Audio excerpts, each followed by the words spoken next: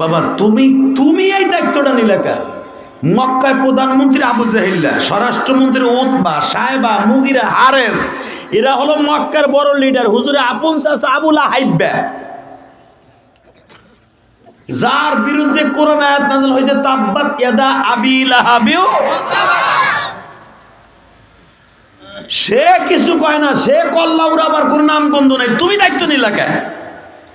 বেশি বুঝবি না, আমার নেতৃত্ব হাতে নিতে হবে। আব্দুল্লাহ বলে, আব্বা তুমি আমার বাপ, তুমি কি একবার সুন্দর নজরে আমার মুহাম্মদ সাল্লাল্লাহু আলাইহি ওয়াসাল্লামের দিক তাকায় দেখছো? আমি আর ওয়াজি করব না, না আওয়াজ যাব না। আর একবার কয়ে দিই এবারে।